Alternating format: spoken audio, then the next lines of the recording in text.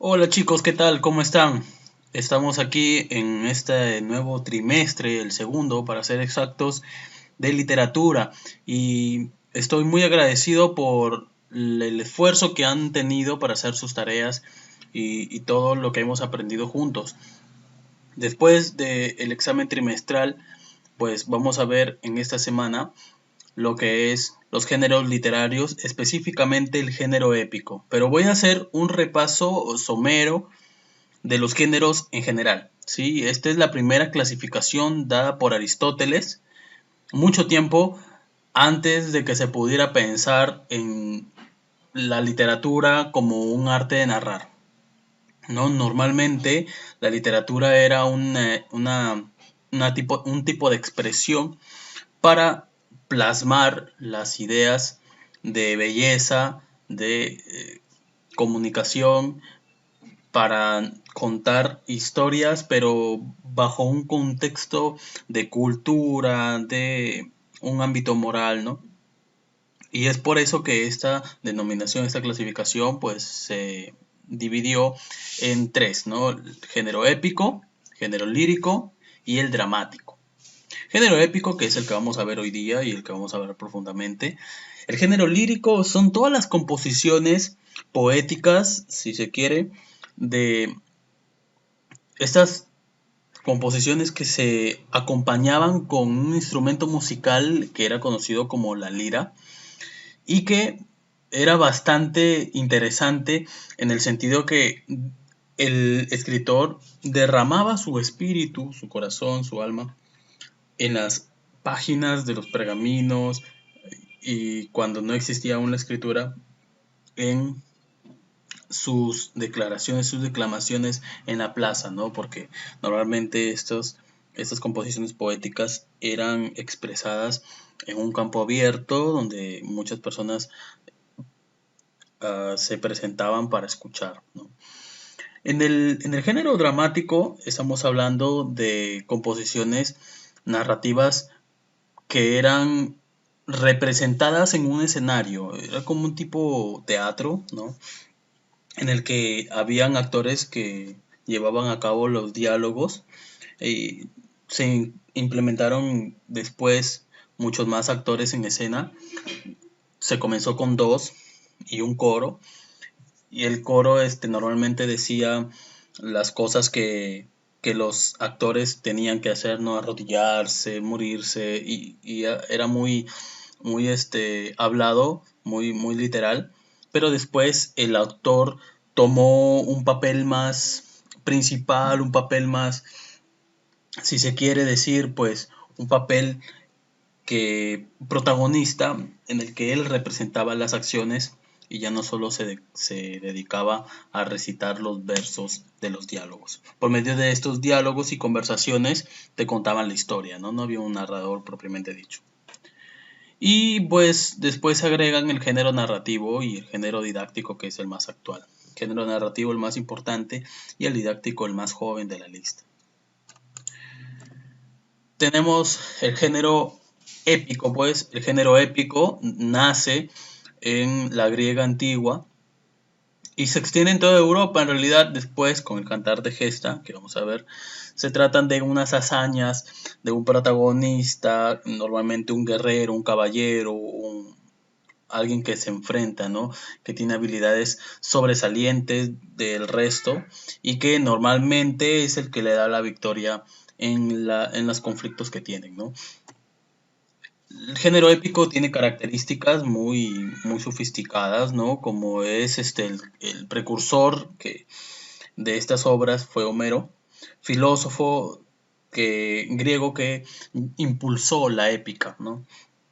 Que tenía como musa a Calíope, ¿no? Normalmente las epopeyas tienen musas, ¿no?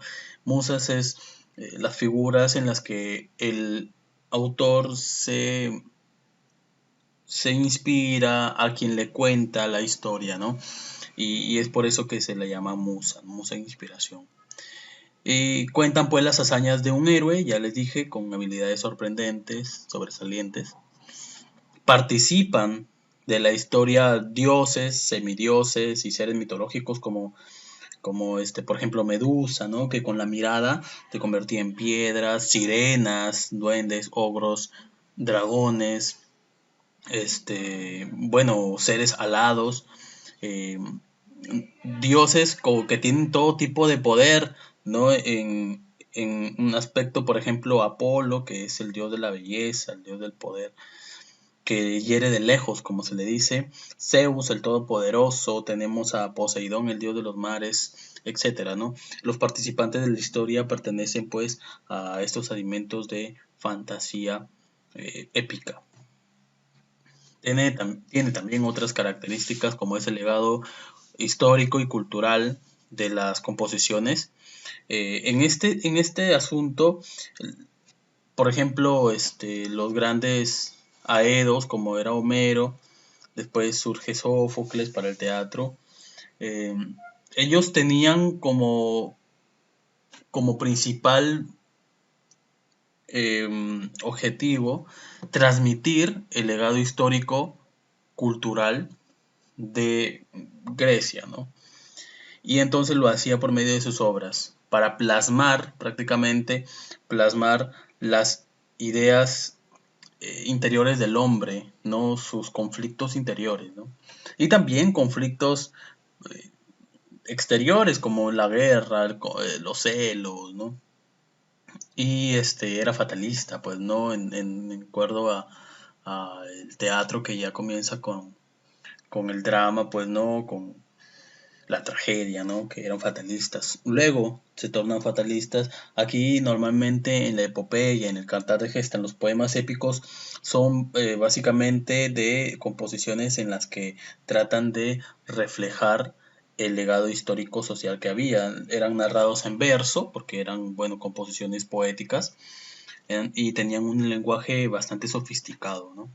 No era un lenguaje común y corriente, sino un lenguaje preparado, rima, no tenía ritmo, era acompañado con instrumentos, era toda un arte, ¿no? El poder declamar, el poder recitar esas historias, estas epopeyas. Tenían una intención moral, es decir, que te decía que explotaba, exaltaba los atributos, las virtudes de valentía, honor, lealtad, patriotismo, y cómo debería ser el hombre, cómo debería comportarse. El hombre no debería asesinar sin motivo ni propósito, ¿no? Y la temática bélica tiene que ver con el conflicto, el enfrentamiento, siempre es con respecto a obtener un, un objetivo, una victoria, eh, y para eso tenían que enfrentarse con el otro bando, ¿no? Por ejemplo, el rescate de la princesa de, de los griegos, que era Helena. No digo princesa porque pues era hermosa y era esposa de Menelao. Y Menelao era hermano de Agamenón, que era el rey de Grecia, de Esparta, ¿no? Que es raptada por Paris, ¿no? Por Paris, que era hijo de Priamo, que era rey de Troya. Entonces ahí se lleva el enfrentamiento, ¿no? Los griegos por tratar de recuperar a Helena y los troyanos para tratar de retenerla, ¿no? Entonces se crea un conflicto bélico. Obviamente que había un trasfondo un poquito más allá, ¿no? De la venganza, del deshonor que le había causado ese rapto, ese secuestro, entre comillas. Pero prácticamente pues la Ilíada, que es este relato que cuenta la historia, se basa pues en una temática de enfrentamiento, de guerra, de pelea, ¿no? Y la presencia religiosa es bastante, o sea, tiene bastante presencia religiosa, ¿no? Los dioses Apolo, Afrodita, ¿no? La diosa del amor, Ares, Poseidón, Zeus, Atenea, Hera, ¿no? Ellos tienen bastante presencia, ¿no? Los dioses son como todopoderosos que tratan ellos de, pues, tratar como títeres a los seres humanos para cumplir sus ambiciones de poder y a divertirlos en general, ¿no? Bueno, voy a reproducir este video pequeño y voy a ir hablando con respecto, va para hacerlo más ameno, ¿no? Bueno, aquí se puede ver pues algunas de las esculturas que representan esta época, ¿no? De la literatura griega, ¿no?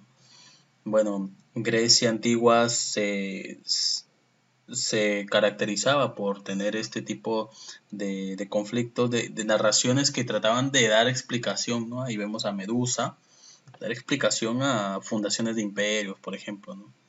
Que transformaba sus en piedra, ¿no?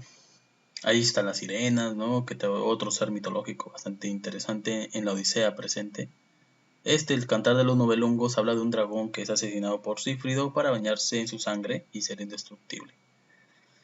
No, caballeros, caballos, no, estaba ahí, es la forma en cómo se escribían, ¿no? En, en verso, ¿no? No llegaban a ocupar la, toda la página, ¿no? Y trataban pues de representarse, por ejemplo, con instrumentos, con la lira, ¿no? Y ponían así, como está en la pantalla, se ponían en una plaza abierta y recitaban, ¿no? Contaban la historia y explicaban, ¿no? En qué se basaba, ¿no? Y ganaban seguidores, ¿no? Ahí está la batalla entre Héctor y Aquiles, que se hizo una adaptación cinematográfica de la Ilíada, llamado Helena de Troya. ¿No? Ahí está Helena, pues, ¿no?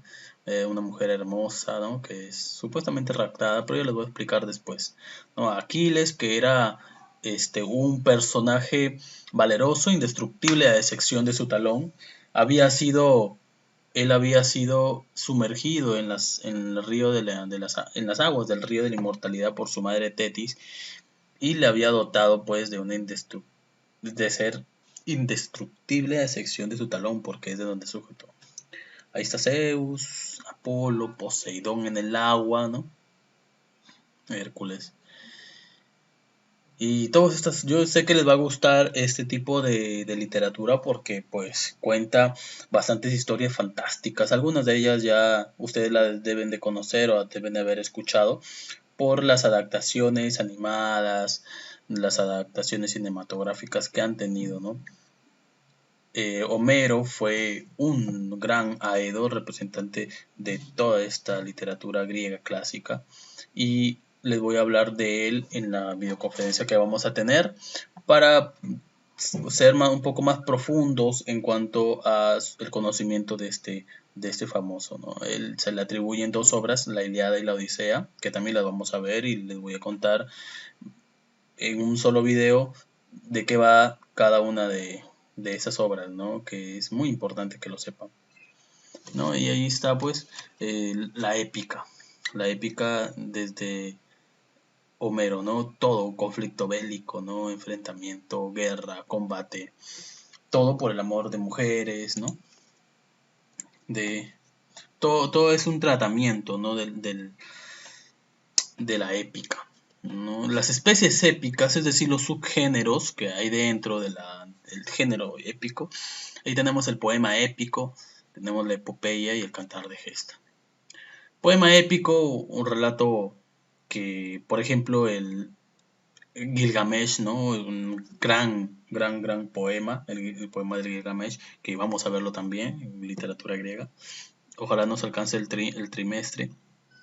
La epopeya, la epopeya narra pues las aventuras de un héroe con habilidades extraordinarias, ¿no? Semidioses, dioses, seres mitológicos. El cantar de gesta florece en el medioevo y tiene un alcance bastante limitado, en el sentido que en esta época, en España precisamente, tenía bastante eco la iglesia. Entonces la iglesia era la que censuraba los escritos que no hablaran de un solo Dios, ¿no? Que estamos hablando del Dios cristiano. Entonces es como la epopeya estaba plagada de dioses, muchos dioses, ¿no? Era politeísta. Ellos eran teocentristas, ¿no? El único Dios, Jehová, ¿no? Ellos quemaban o censuraban todo tipo de manifestación artística que hablara de otros dioses que no fuera pues el dios de Cristo, ¿no? Entonces, el Cantar de Gesta tuvo por ahí un poquito de recelo, por ahí no floreció tanto como la epopeya en su momento, ¿no? Hubiera sido muy interesante ver mucho más escritos, ¿no? Igual hemos perdido muchos escritos de cantares de gesta justamente por esta predisposición a destruir las obras, ¿no? Ya les hablaré sobre el tiempo del medioevo para que puedan entender mejor qué estaba pasando, pero lo que sí vamos a ver nosotros es profundizar un poco más en las especies épicas en un solo tema, ¿no? Que vamos a ver después de los géneros literarios y que me interesa que ustedes aprendan. Entonces, chicos, para que sepan la diferencia entre la epopeya y el cantar de gesta, pues la epopeya presenta bastante influencia religiosa y son las hazañas de un héroe sobresaliente, mientras que en el cantar de gesta los personajes son muy humanos. ¿Por qué humanos? Tienen tristeza, hambre, se enferman y necesitan de la ayuda de Dios. En cambio, en la epopeya no necesariamente. Por eso es que es diferente, pues, ¿no? Chicos, bueno, esto ha sido todo por el momento. Espero que les haya gustado y que puedan tener bastante, bastante, puedan bastante claro el tema, ¿no? Y ya vamos a verlo y profundizarlo en las videoconferencias. Cuídense mucho, conmigo será hasta la próxima oportunidad. Chao, chao.